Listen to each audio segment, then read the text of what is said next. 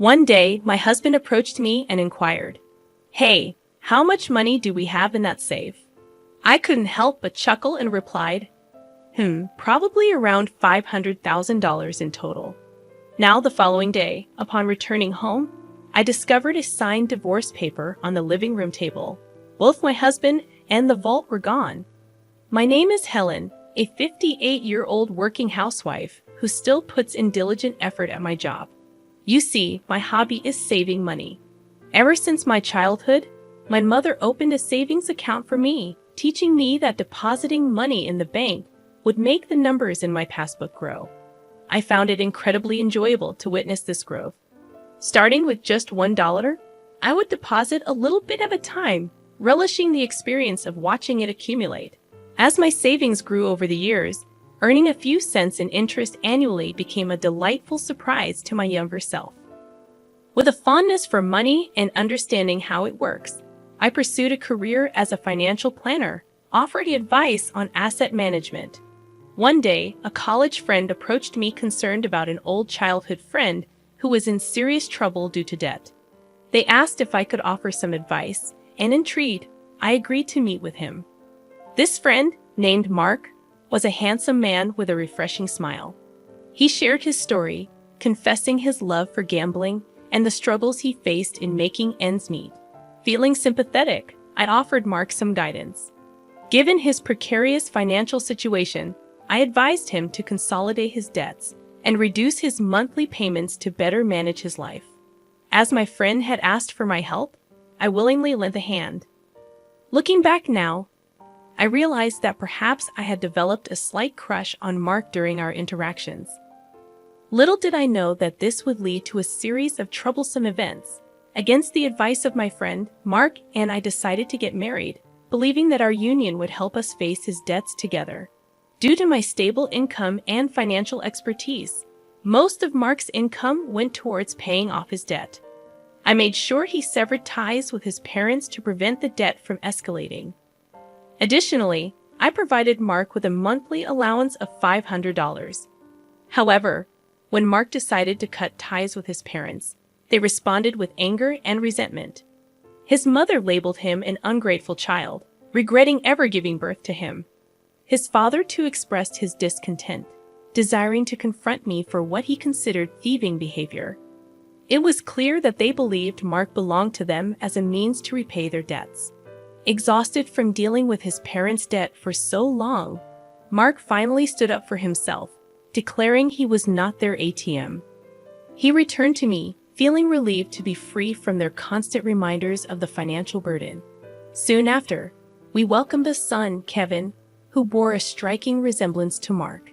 Kevin became my pride and joy, but unfortunately, he inherited his father's lack of discipline and indecisiveness. Just as our son noticed Mark's carefree character, he also observed the never-ending cycle of borrowing money from predatory lenders, dealing with loan sharks, and tricking friends into lending him money for gambling. Our journey was not without its challenges, but I managed to keep Mark on track. Over the span of 23 years, we gradually reduced Mark's debt to around $10,000, nearing full repayment. One day, while on the verge of achieving our financial goal, Mark received a call from his parents. They informed him that his father had collapsed and was at the hospital. Concerned, Mark left work early to be by his parents' side. He messaged me, apologizing for breaking our promise and explaining the situation. I encouraged him to go and comfort his parents, assuring him it was all right. As Mark continued visiting his parents at the hospital, I provided him with a little extra money for the hospital fees they couldn't afford. It seemed my in-laws were struggling financially and relying on Mark for support. Although he withdrew a significant amount from our joint funds each visit, around $1,000 to $2,000 per month, I chose to let it slide, understanding their need for assistance. A year had passed since my father-in-law's collapse, and both my in-laws had aged significantly. They sought someone to lean on, and I suppose they found comfort in Mark's presence. Meanwhile, I continued my hobby of saving money. One day, I retrieved my bank book from the vault and smiled. Mark, who who usually showed no interest in my financial endeavors, looked at me and asked, "Hey, how much money do we have in that bank account you always look at so happily?" I casually replied, "It's about $500,000 now." However, the next morning, I discovered divorce papers completed and left in the living room. Both Mark and the safe were gone. As I sat there having breakfast, I couldn't help but smile. I knew Mark had his eyes on the money in the vault, and he had planned to take it all. Imagining him attempting to carry the entire vault nearly made me burst out laughing. In our home, we had a black cat named Luna. We had installed a pet camera to watch Luna's adorable antics, which served as healing moments throughout my day. Luna provided a sense of comfort amid the unexpected turn of events. While watching the pet camera during my lunch breaks, I was always greeted by the adorable sight of my child. But one day, as I switched on the camera, something unexpected unfolded in our living room. My in-laws and my husband Mark engaged in an unbelievable conversation. "Oh, you live in such a nice house, Mark. Your good salary makes your mother so proud," they flattered him. Mark's father responded proudly, "Indeed, I make a decent salary myself. However, Helen takes it all, and I'm left with a mere allowance of $500 a month." "Are you kidding me? That's outrageous. You should be getting more," they exclaimed, sympathizing with Mark. "Why do you obey such a tyrant like Helen? You could live a much better life on your own," they continued. "Mark, you're our pride. You could have saved hundreds of thousands by now. But she's exploiting you? Poor thing." They manipulated him. Listening to their conversation, I wondered if they had completely forgotten that I had worked hard to pay off Mark's debts. I pondered what was going on in their heads. In the past, it was Mark burdened with debt from his parents, and I had to provide them with cash every month, making it challenging for us to get by. "Did you know she has a bank book with tons of savings? It's not fair that you only get $500. Mark complained, and in that moment, my in-laws' eyes lit up. They exchanged glances and eagerly leaned in, awaiting Mark's response. Last I heard, I think it was around $400,000 or $500,000, Mark answered. "Mark, isn't that money rightfully yours?" they asked, trying to persuade him. "It may not match the effort you've put in, but shouldn't you be receiving that money?" "Yeah, I guess you're right. I'm starting to think the same thing," Mark conceded. Despite his good looks, Mark was easily influenced and indecisive. In the past, I found this endearing and wholeheartedly devoted myself to him. However, it seemed he was being manipulated by his parents once again, and they were about to touch my precious savings. Witnessing this scene was incredibly painful. Tears streamed down my face as I sat at my desk at work, holding my phone. For the past 23 years, I had diligently set aside my own living expenses from Mark's income, primarily using it to pay off our debt. On top of that, I provided him with a $500 allowance from my own pocket. Despite explaining this to Mark, it appeared he had completely forgotten what the past 23 years had been for. I felt a deep sadness and pitifulness, as if I were drowning in my own tears in that moment. I made the decision to record the conversation and promptly sent the data to my son. Claiming sickness, I left work early and headed to my regular bar, where I drowned my sorrows in alcohol. Pouring out my heart to the bartender, he gently comforted me, saying, "Why do you grieve for someone like that? You've done nothing wrong. There's no need to live for them. Live for yourself." In that moment, my love for my husband and my intoxication faded away. "Thank you, sir. Next time, we'll share a pleasant dream," I said to the bartender before leaving. Returning home, I entered my study and began devising a plan to retrieve the bank book from the safe. I couldn't fathom how to accomplish it, but I was determined to show them hell. They should never underestimate me. Concentrating harder than ever, I knew that gathering evidence was the first step. From that day on, I diligently checked the pet camera every day, and slowly, the ugly truths began to surface. Instead of the woman my husband was having an affair with, my in-laws started appearing on the camera in our house. They were discussing their plan to take the bank book from me. "Is everything arranged to take that bank book from Helen?" they asked, grinning unpleasantly. "You're smart. You must have thought of something, right? Yeah, I have a plan. I'm thinking of taking the entire vault. It'll be easy, Mark responded confidently. But the safe is quite heavy. Are you sure you can handle it? His father questioned. I'll be fine. I'll load it onto a cart. Dad, helping out, Mark replied, and his father agreed, saying, All right, I'll assist you anytime. The safe weighed around 120 pounds, confirming my suspicion that Mark, despite his good looks, was not very smart. At that moment, I solemnly pledged to drag these people down to the depths of hell. They had not only betrayed me, but also ruined the precious moments I spent watching Luna, our cat.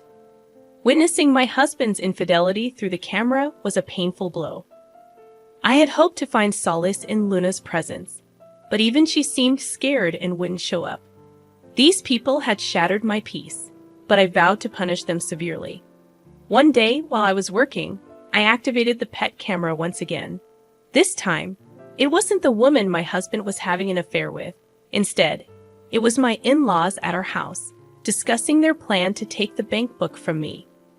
With determination in my heart, I continued to gather evidence, and soon the day would come when I would execute my plan and show them the consequences of underestimating me.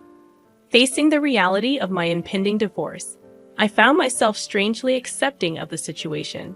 Just how desperate were these people to go after money? I sat at my office desk, sipping coffee, and recorded the scene on my phone screen. Surprisingly, I wasn't upset or sad anymore. If they had such intentions, so did I. I was determined to show them the consequences of their actions. Then, the day finally arrived. Hey, how much money is in that passbook on the vault? You always seem so happy when you're looking at it, Mark asked. Right now, there's about $500,000 in there, I replied casually. The next day when I arrived home, I discovered a signed divorce paper in the living room. Both my husband and the vault were gone. A smirk formed on my face as I sat down to have breakfast. I acted quickly, immediately filing the divorce papers and contacting my son Kevin. Your father finally stole the vault. Can't believe he managed to carry it. It's so heavy. I told him. Kevin responded, Mom, I think it's about time you end things with Dad. By the way, did he take everything in the vault too? No, actually, I moved all the money to online banking. The passbook is essentially worthless now. The most valuable thing might have been the safe itself since it was so heavy. Oh, by the way, I've already filed the divorce papers. Now I'm thinking about filing a police report. What do you think? I explained to Kevin, who agreed and suggested that I should file a police report and hire a lawyer. Right, a lawyer. I already have a private investigator on it, but I hadn't thought about a lawyer. Thanks, I replied to Kevin. He seemed exasperated. Following Kevin's suggestion, I reached out to a lawyer through my private investigative contact. I handed over the recording from my pet camera to both the police and the lawyer, and then I waited. After a while, I received a call from my ex-husband, sounding quite frantic. What the hell? The passbook is empty. What happened to the $500,000? You tricked me. That was my money. Where is it? Tell me now, or I'm going back to the house and abandoning your cat Luna, he threatened. You just committed theft, and now you're threatening me. From now on, communicate through my lawyer. I calmly responded and blocked his number. I reported the incident to the police and sent the recording to my lawyer. It was a relief to finally take action. This was exactly what I had wanted to do. A short while later, I received a call from the police. We have caught the thief. However, the vault was damaged. It appears he forced it open, and the things inside were burned. They informed me. My ex-husband and his parents learned that the passbook balance was zero, and they set the contents of the vault on fire. Although it was his first offense, my ex-husband spent a few days in custody. Discoveries continued as my ex-husband broke into the house he used to live in after his release. However, I had already filed for a divorce and obtained a restraining order. When he started causing a scene, I called the police, and within 10 minutes, they took him away again. I contacted my lawyer, explained what happened, and had him start the process of getting a restraining order. Furthermore, I asked the lawyer to sue for emotional distress due to his infidelity. The lawyer mentioned that we might not get much money from his broke family, but that didn't really matter to me. What I wanted was alimony. It seems my ex-husband broke into our house because he was discarded by his mistress and wanted to get back with me. His mistress promptly transferred $10,000 as alimony and seemed to have disappeared. It appears they split after the vault incident, realizing that when the money runs out, so does the love. My underpaid ex-husband, who still has $10,000 in debt, and his gambling-addicted parents seem to be struggling with their daily lives. He is living in an old single-room apartment without a bath, constantly quarreling with his parents. This information came from my lawyer. My ex-husband pleaded with me, saying, "I can't afford to pay the alimony. Please reduce the amount." But I refused, telling him to stay away from me. "If you're really sorry, show it with money," I said. If he had stayed with me, he had planned to end the remaining $10,000 of debt by the time he retired. But he fell for the sweet talk of his gambling-addicted parents-in-law. In the end, how foolish they all were. The $500,000 in savings was the accumulation of my hard work since a young age. I find joy in saving small change and updating the bank book. Now I will start a new bank book. I am living a relaxed life with my black cat Luna. My son visits occasionally and tells me about his girlfriend. This time, I am going to spend time for myself. I need to buy a new safe, one that's so big that a person can't carry it. Right, Luna? I am the happiest I've ever been.